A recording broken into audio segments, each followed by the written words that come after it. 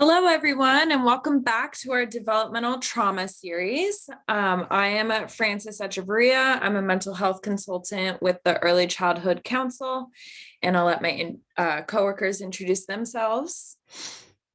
Hi, I'm Deb Benally, and I too am an early childhood mental health consultant with the Early Childhood Council. Hi, everyone. I'm Catherine Trujillo, and I am on the early childhood mental health team at the council with Francis and Deb, and I am a reflective coach. So welcome. So this is part 5 on the shame cycle of our developmental trauma series, which is based off the book that we will say at the end. But if you haven't already, oh, there we go. If you can see it in Deb's window picture video, it's the Teacher's Guide to Trauma. So if you haven't already, I encourage you to pause this and go review the other first 4 parts. Or, you can start from here, but, sometimes it works better to do the whole thing, and they're short, digestible videos. So we will get going with this one on the shame cycle.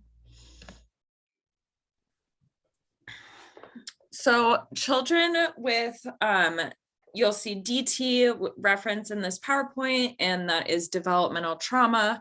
So children with developmental trauma have a negative worldview.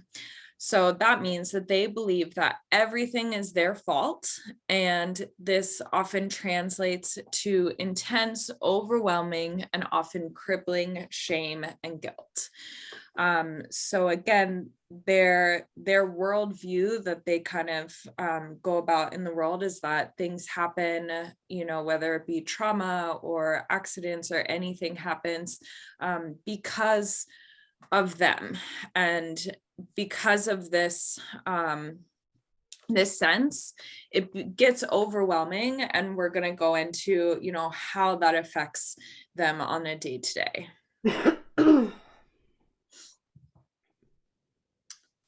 So here is an example of a shame loop. So a teacher sees a child, Tim, take an eraser off of her desk. So the teacher says to Tim, that's my eraser. Please put it back. And Tim answers, what eraser? This is my eraser. I brought it from home. So the teacher saw him, but Tim is, not acknowledging or not verbalizing that it is that it is the teacher's eraser, and instead he's saying that it's his own eraser. So he cannot admit that he took the eraser off of the teacher's desk because he cannot handle the shame of it. However, the teacher, seeing that Tim took the eraser off of the desk, can often feel angry because he is lying to her or him. The teacher may also feel hurt that Tim would take her belongings without regard to her feelings. So you have the child who is at that time, not capable of saying that he took the eraser. And then the teacher who is experiencing it as a lie can get angry or frustrated and, even push back because to the teacher, it may appear to be obvious that he took the eraser. And while he did, there is some, other stuff going on with Tim or with the child that is making him not be able, the shame of admitting that he did take the eraser. So children with developmental trauma often lie and steal. They often lie about what they stole and refuse to admit a lie, even when the evidence is clear. So this is a very common experience that can happen in the classroom, outside of the classroom.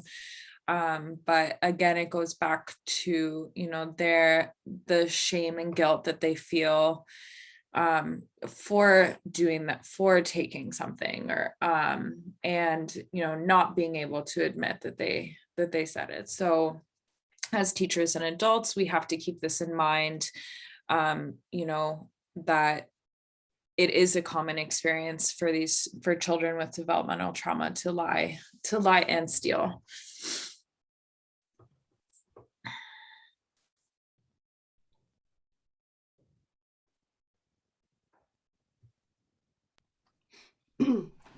Sorry.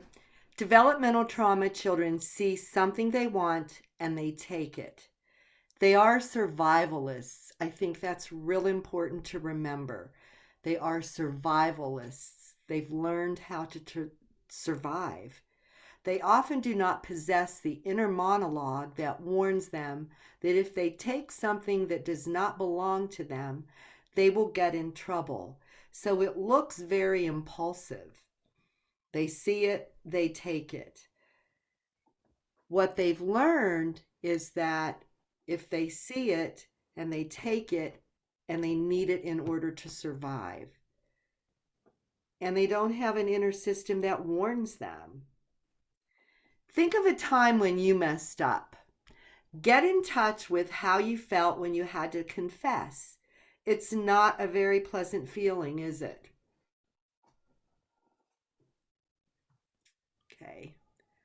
For children with trauma, they may feel threatened and increase feelings and behaviors because of a sense of survival. And again, the key word to all of this is survive, survival, survivalists. That's what they have learned how to become. Okay, next slide. When working with a student with developmental trauma who lies or steals, come alongside them rather than confront them directly. The teacher could say, Tim, the next time you want to borrow my pen, just ask me.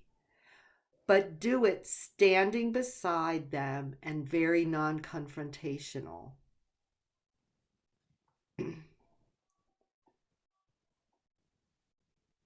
Trust. Removing the shame from the behavior makes it safer for the student to return the stolen item. Trust. Using disciplinary action is unlikely to get the lying and stealing to stop. Trust.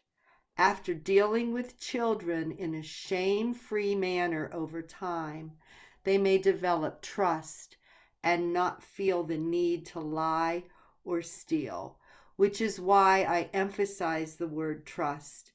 That's the relationship that you want to develop with that child. So we can all get caught in a shame cycle, and being aware of it can help stop it. You may be reflecting about past experiences and how you may have not handled it the best way. So give yourself some grace. We've all been there. And here's a really great quote to remember that. Do the best you can until you know better. Then when you know better, do better. And as always, our trauma videos are coming from Teacher's Guide to Trauma, 20 Things Kids with Trauma Wish Their Teachers Knew. And our information at the end, Deb, Francis, and I all have our emails on there. And if you need to reach out for any reason, if you would like more resources based on trauma, or any other resources, we're here for you. And thank you for joining us for this session. Yes, thank you, everyone. We hope you got some good information. And as Catherine said, please reach out if you have questions or want further support or want to see other topics. Thank you all. All right, bye. Bye. Bye.